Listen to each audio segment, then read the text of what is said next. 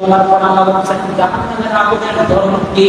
ফেরেশতা বলতেছে ও আল্লাহ জাহান্নামের আগুন লাল বর্ণ ধারণ করেছে। 1000 বছর ওই জাহান্নামটাকে জ্বালানো হয়েছে, জ্বালানোর পরে ওই জাহান্নামের আগুন লাল বর্ণ ধারণ করেছে। পরে বলতেছেন আপনারা আমার নবী আবার বলতেছেন, আবার আল্লাহ বলতেছেন হে গজবের ফেরেশতা তোমরা যাও আবার গিয়ে ওই জাহান্নামের আগুন আবার 1000 বছর জ্বালাও। আবার যখন চলে গেল, চলে যাওয়ার পরে ওই 1000 বছর জ্বালাইতে জ্বালাইতে ফেরেশতা আযাব ফেরেশতা গজবের ফেরেশতা আল্লাহর দরবারে করতে লাগলো ও আল্লাহ আবারও তো 1000 বছর জ্বালাইছি। ওই আযাবের ফেরেশতা বলার পরে আল্লাহ বলতেছেন ওই জাহান্নামের আগুনের কি ধরন দিছে। দেখুন ওই আযাব ফেরেশতা রাগ কি ধরন আল্লাহ ওই জাহান্নামের আগুনটা সাদা বর্ণ জাহান্নামের আগুন সাদা রং, সাদা রঙের ধারণ করছে। জাহান্নামের আগুন সাদা, প্রথম 1000 বছর জ্বালানো হয়েছে লাল বর্ণ ধারণ করছে, আবার 1000 বছর জ্বালানো হয়েছে সাদা বর্ণ ধারণ করছে। তখন বলতে লাগলেন আবার আপনারা আল্লাহ রাব্বুল আলামিন ফেরেশতাকে বলতে লাগলেন হে গজবের ফেরেশতা তোমরা যাও আবার গিয়ে জাহান্নামের আগুন জ্বালাও, আবার গিয়ে 1000 বছর জ্বালাও। তখন চলে গেল ফেরেশতা যখন আবার 1000 বছর জ্বালাইতে লাগলো, ওই 1000 বছর জ্বালানোর পরে জাহান্নামের আগুনটা কালো বর্ণ ধারণ করলো। শুধু কালো নয়, আমাবস্যার রাত যেটাকে আমরা বলি অন্ধকার আচ্ছন্ন একটা রাত, যেখানে কেউ কাউকে দেখে না, ওই জাহান্নামের আগুনটা প্রথম 1000-এর মধ্যে লাল বর্ণ করে, 1000 করে সাদা বর্ণ করে, 1000 বছর করে ওই জাহান্নামের আগুনটা কালো বর্ণ ধারণ করলো। শুধু তাই নয়, এখন কালো হলো একজন আরেকজনকে দেখতেছে না কালো বর্ণ ধারণ করলো। আপনারা নবী বলতেছে ওই জাহান্নামের আগুনটা এত ভালো হয়েছে যে একজন আরেকজনকে দেখতেছে না। ওই জাহান্নামটা দিবে কাকে? জাহান্নামটা আল্লাহ রাব্বুল আলামিন কাদেরকে দিবেন? ওই জাহান্নামটাই আপনি আমার জন্য বরাদ্দ হইব।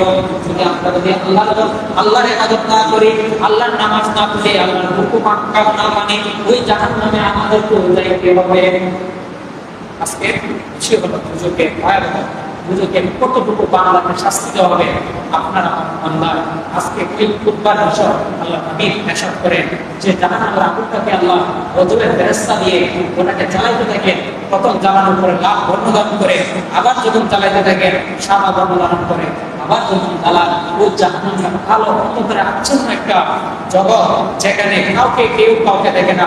ওই যে অমাবস্যার রাতে যেমন কালো অন্ধকার অন্ধকার থাকে, ঠিক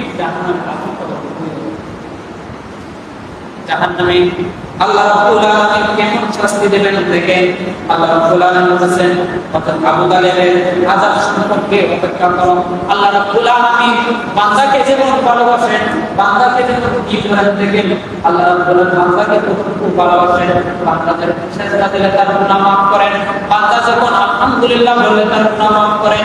যেমন দেখেন কিন্তু যখন আমরা বলি আমাদের গ্রাম অঞ্চলে দেখবেন অনেক প্রভাবশালী লোক থাকে, তাকে সবাই ভয় পায়, যাকে সবাই মানে কি করে সম্মান দিয়ে চলে ভয় পায়। কেন ভয় পায়? তার চেহারা কি মানে বিকৃত না, তার চেহারা কি কালো তাও না, তার চেহারা কি বেশ সুন্দর তাও না, কিন্তু তাকে ভয় পায় কেন? তার ক্ষমতার জুড়ে, তার প্রভাবের জুড়ে। কিন্তু তার চেহারা এতটাও আজরাইলের মতন তাও না। আজরাইলের চেহারা দেখলে কি হয়? আজরাইলের চেহারা দেখলে শরীরের 360 জোড়া ছুটে যায়। আজরাইল কিন্তু জানও নেয় নাই, শুধু আজরাইল আমাদের সামনে হাজির হবে, সঙ্গে সঙ্গে আমাদের যে 360টা জোড়া আছে প্রত্যেকটা জোড়া ঠাস ঠাস করে যায়, এক একটা জোড়া আরেকটা জোড়া ঠাস ঠাস করে ছুটে যায় আজরাইল থেকে। কিন্তু দেখেন যখন আমাদের গ্রাম অঞ্চলে কি লাগে, গ্রাম অঞ্চলে যখন মানুষ থাকে ওই আমরা প্রভাবশালী ঠিক আল্লাহকে আমরা ভয় পাই। কেন ভয় পাই? আল্লাহর চেহারা নাই, আল্লাহকে চেহারা সুন্দর, আল্লাহ কি মানে আল্লাহ কি দেখে আমরা ভয় পাই? সেই জন্য না।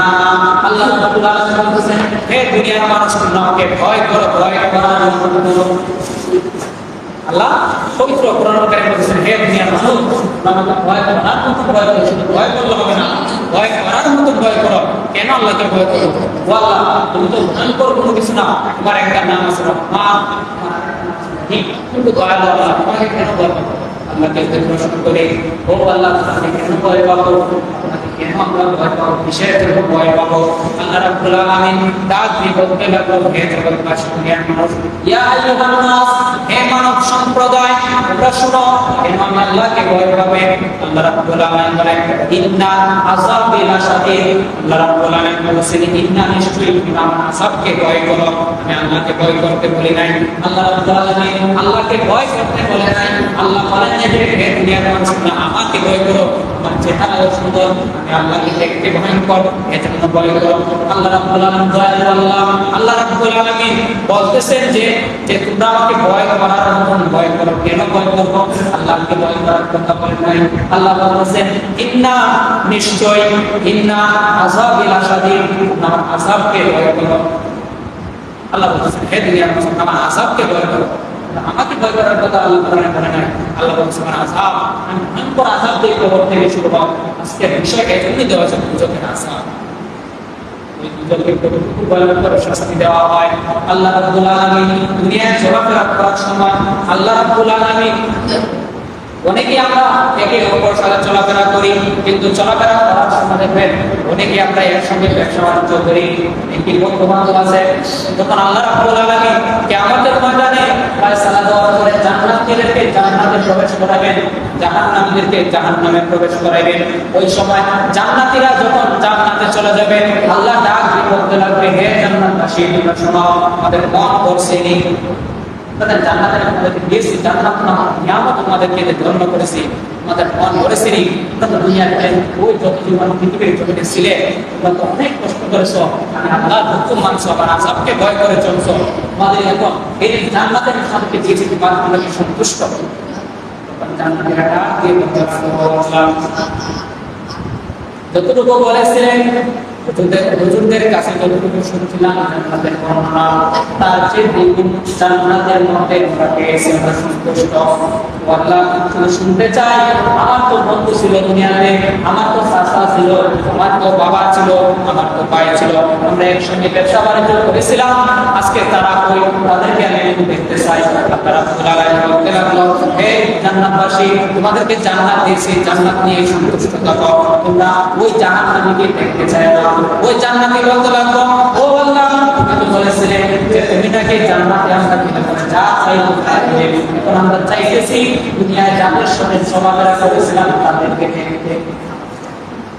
যখন আমরা জান্নাতে যাবো, আমরা যা চাইবো তা পাইবো, তখন আমাদেরকে জান্নাতে দেওয়া হবে। তখন আল্লাহকে বলবো, আল্লাহ, দুনিয়া আমার ভক্ত ছিল, দুনিয়া আমরা একসাথে ব্যবসা করেছিলাম, দুনিয়া আমাদের বাবা ছিল, ভাই ছিল, মা ছিল, আজকে তারা তো তাদেরকে একটু দেখতে চায়। আল্লাহ ডাক দিয়ে বলতে লাগবে, হে জান্নাতবাসী, তোমরা কি দেখবে?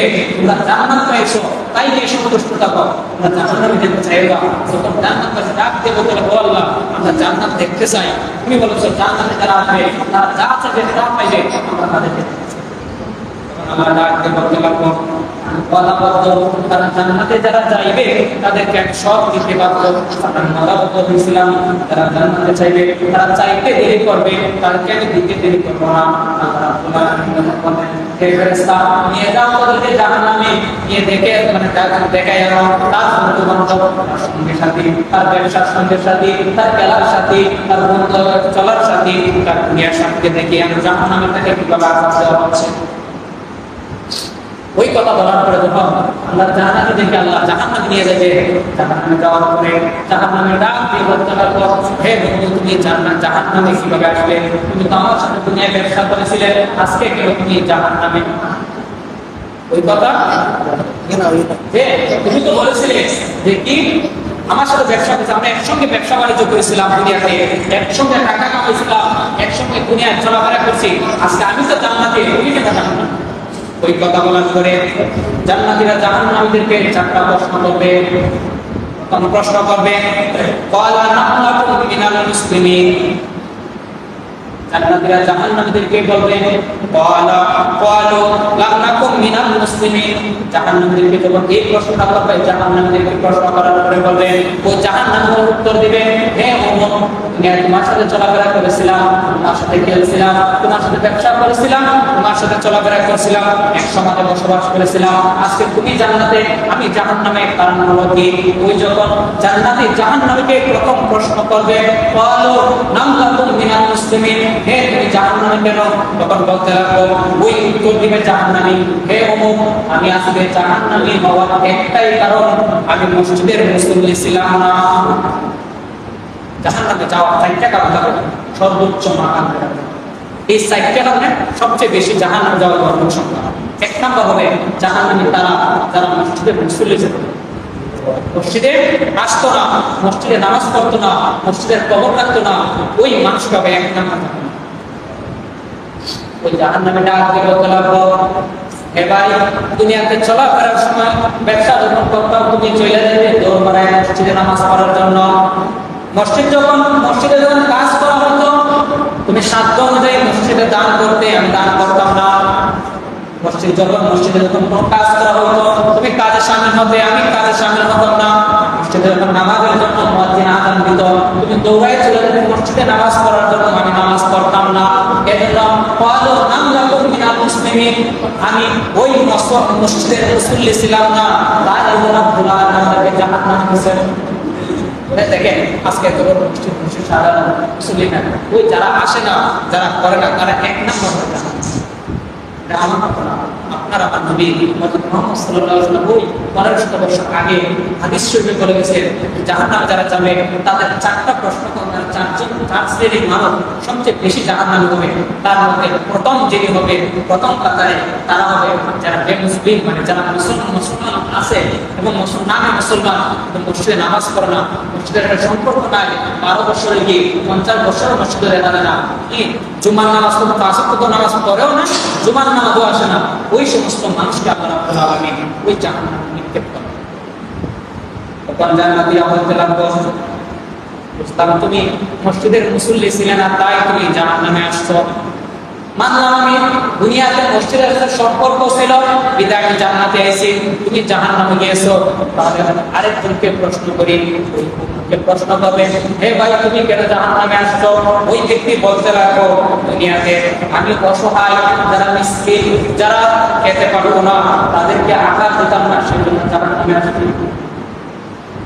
প্রথম হলো যারা মুসলমান কিন্তু মসজিদে আসে না, মসজিদের মুসল্লি নাই, তারা জাহান্নামী। 2 নম্বরকে প্রশ্ন করলো, ভাই তুমি কেন জাহান্নামে হইছো? ওই ব্যক্তি বলতে লাগলো, হে ভাই দেখবেন গ্রাম অঞ্চলে আমাদের সমাজের মাঝে অনেকে আছে যে একবার না দুইবার নয় অনেকবার হজ করতেছে, নামের আগে পিছে হাজিরা হয়ে আছে, তার টাকার কোনো অভাব নাই, কিন্তু তার পাশের বাড়ির লোক আনা ভাইয়া কতবার না পোশাক না করে দিনকাল কাটাই গেছে, এক অক্ত খাবার পেলে অন্য অক্ত খাবার পায় না, এমন মানুষ আছে কিন্তু তার টাকার অভাব নাই, কিন্তু সে চাইলেই পারত ওই ঘরে একটু সাহায্য করত। আল্লাহ রাব্বুল আলামিন ওই জান্নাতীদেরকে যখন জাহান্নামে পাঠাইবে, জাহান্নামীরা প্রশ্ন করবে যে জাহান্নামে হইছো কেন?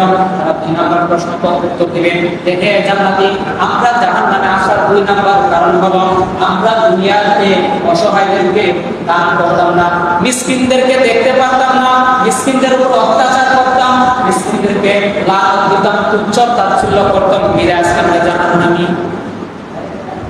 এটা জাহান্নামী। আজকের বিষয় হলো জাহান্নামের আগুন, ভয়ানক আগুন, যে আযাব কতটুকু হবে। 3 নাম্বার যখন বলা হবে হে দুজনী তোমরা কেন দুজকে আসছো, তখন বলতে লাগবে ওই যাদের 3 নম্বর যাদেরকে বলা হবে যখন ওই কথা বলতে লাগলো যে হে ভাই তুমি কেন জাহান্নামে আসছো, ব্যক্তি ডাক দিয়ে বলতে লাগলো যে আমি জাহান্নামে আসার কারণ হলো আমি শুধু অযথা কথাবার্তা বলতাম।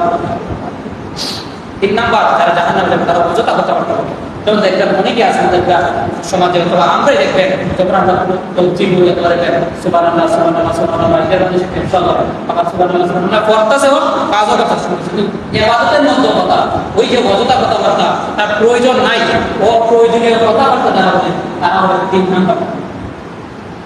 1 নাম্বার যারা মসজিদে মুসল্লি না, 2 নাম্বার যারা কি অসহায়দেরকে দান করে না, 3 নাম্বার যারা কি করে অযথা কথাবার্তা বলে, যারা দেখবেন অপ্রয়োজনীয় কথাবার্তা বলে, প্রয়োজন নাই বিদায় বকর শুরু করে দেয়, কি বলবো মানে বলতে মানে একটা কথা বলা তার প্রয়োজন, সে একটা না এক হাজার অনেকটা বললেন, এটাকে বলে অপ্রয়োজনীয় কথাবার্তা। যারা অপ্রয়োজনীয় কথাবার্তা বলে তাদেরকে আল্লাহ জাহান্নামে নিক্ষেপ করে। ওই জান্নাতীরা ডাক দিয়ে বলতে লাগলো, এক নাম্বার বুঝলাম তুমি মসজিদের মুসল্লি ছিলে না বিদায় জাহান্নামে আসছো। দুই নাম্বারকে প্রশ্ন করার পরে তাকে বলল যে আমি বুঝতাম তুমি অসহায়দেরকে দান করতেন না, নিজের টাকার পাহাড় বানাইছো, নিজের টাকার পাহাড়ে ঘুমাইছো, কিন্তু অসহায়দেরকে দান করো নাই, সেই জন্য তুমি জাহান্নামী। তিন নাম্বারকে প্রশ্ন করবে, তিন নাম্বার যারা ও বলবে যে আমি বেশি বেশি অসহায়, বেশি বেশি অযথা কথাবার্তা বলতাম বিদে আজকে জাহান্নামী। তিন নাম্বার যাদেরকে বলা হবে, আল্লাহ তাআলা বলেন যে তিন নাম্বার যারা হবে অযথা কথাবার্তা বলবে, ওই তাদেরকে আল্লাহ রাব্বুল আলামিন কি করবে? জাহান্নামে নিক্ষেপ করবে। চার নাম্বার তারা জাহান্নামী যারা পরকালকে বিশ্বাস করে না, যারা পরকালকে বিশ্বাস করে না তাদেরকে তারা হবে চার নম্বর জাহান্নামী। আল্লাহ রাব্বুল আলামিন ওই জান্নাতীদেরকে জাহান্নামে পাঠানোর পরে তখন বলতে লাগলো, হে ভাই তুমি কেন জাহান্নামে গেছো? তুই তখন বলবে দুনিয়ায় যখন তুই বলতে আমি নামাজ পড়ার জন্য, আমি তখন একটা প্রশ্নের জবাব আমার মনে আসেনি। ওই ভাই ডাকতে বলতে লাগলো, না না মনে নাই, আমাকে আরেকটু স্মরণ করে দাও। ওই ব্যক্তি বলতে লাগলো, তখন আমি বলেছিলাম যে পরকাল বলতে তো কিছু নাই, কবরে গেলে কিছু নেই। অনেকে আছে না বলে আমরা আমাদেরকে বলে নামাজ পড়ে কি দেখতে বল লইতি সে কবরে টাঙিয়ে দিতাম, পরকাল বলতে কিছু নাই, মাটিতে ঢুকমো এমন ওই যারা পরকালকে বিশ্বাস করে না তাদেরকে আল্লাহ জাহান্নামে নিক্ষেপ করবে। সাইডটা আল্লাহ জাহান্নামের সংখ্যা বেশি হবে। বলতে লাগলো, ওই ব্যক্তি বলতে লাগলো, হে ভাই যখন তুমি আমাকে নামাজের কথা বলতে, আমি বলতাম যে পরকাল বলতে কিছু নাই, আশার বলতে কিছু নাই, পরকালকে বিশ্বাস করতাম না, এজন্য আমি জাহান্নামের মধ্যে আজকে নিক্ষেপ হয়েছি। দেখেন মক্তবে যখন আমরা পড়াশোনা করি, মক্তবে যখন ছাত্রদেরকে শিক্ষা দেওয়া হয়, ওই একটা সূরা শিক্ষা দেওয়া হয় মানে মুফাসসাল। কেন বলা হয় আমানতু বিল্লাহ, আমি ঈমান এনেছি, ওয়া মালাইকাতিহি, আল্লাহ রাব্বুল আলামিন ওই সূরাটা আমাদেরকে দিয়েছেন। ওইটার মধ্যে দেখবেন আল্লাহ রাব্বুল আলামিন বলেছেন আখিরাতকে বিশ্বাস করো, নবী রাসূলকে বিশ্বাস করো, তারপর আল্লাহর কিতাবকে বিশ্বাস করো। এইভাবে সবগুলোকে বিশ্বাস করার নামই ঈমান। যাদের ঈমান নাই, বেঈমান হয়ে মারা যাবে, তাদেরকে আল্লাহ রাব্বুল আলামিন জাহান্নামে নিক্ষেপ করবেন। এটা হচ্ছে জাহান্নাম। কারণ পৃথিবীতে কেউ থাকে না। দেখবেন ফেরাউন, নমরুদ, কত রাজা মহারাজা প্রভাবশালী ছিল, সবাইকে যেতে হয়েছে। জাহান্নামের আগুন খুব ভয়ঙ্কর, বেনামাজির জন্য জাহান্নামের আগুন বেশি ভয়ঙ্কর। এই জন্য বলছি আমরা আজকের এই আলোচনার থেকে আমরা শিখে যাই এই চারটে কাজ কোনোদিন করবো না। এক নাম্বার মসজিদের সাথে সম্পর্ক বিচ্ছিন্ন করবো না। দুই নাম্বার আমরা কি করবো না, অসহায়দেরকে দান করবো, 5 টাকা হোক 10 টাকা হোক, যতটুকু সম্ভব আমরা চাইবো যে ওদেরকে দান করার জন্য। 3 নাম্বার যারা কি করে অযথা কথাবার্তা বলে, আমরা অযথা কথাবার্তা বলবো না, প্রয়োজন হয়েছে কথা বলবো, প্রয়োজন নেই কথাবার্তা বলবো না। 4 নাম্বার আমরা পরকালকে বিশ্বাস করবো, ঈমান আনবো, বেঈমান হয়ে মারা যাবো না। কারণ যারা কবরে যায়, যদিও সে সারা জিন্দেগানি গুনাহ করে, তার পেটে শস্যের দানা পরিমাণ ঈমান থাকে, আল্লাহ বলে ওই বান্দা ওই একদিন না একদিন জান্নাতে যাবে। আর তার ভিতরে যদি এক যারা ঈমান না থাকে, বেঈমান হয়ে মারা যায়, সে কোনোদিনও জান্নাতে প্রবেশ করতে পারবে না। আজকের এই জীবন থেকে আমরা 4টা জিনিস শিখবো। 1 নাম্বার মসজিদের সাথে সম্পর্ক রাখো, মসজিদের মুসল্লি হয়ে ওঠার চেষ্টা করবো। 2 নাম্বার আমরা কি করবো না, অসহায়দেরকে দান করবো, আমার সামর্থ্য অনুযায়ী তাদেরকে দেখবো, টাকা নাই পয়সা নাই দান করতে পারি না, তাদের মাথার মধ্যে হাত বুলিয়ে দেবো, সান্ত্বনা দেবো। 3 নাম্বার অযথা কথা বলবো না। 4 নাম্বার কি করবো না, পরকালকে অবিশ্বাস করবো না। পরকাল যেন আছে নবী যা বলেছেন তার উপর বিশ্বাস করবো। আল্লাহ রাব্বুল আলামিন আজকে জাহান্নামের আযাব থেকে এই আলোচনাতে আমাদেরকে আমল করার তৌফিক দান করুন। সকলে আমিন।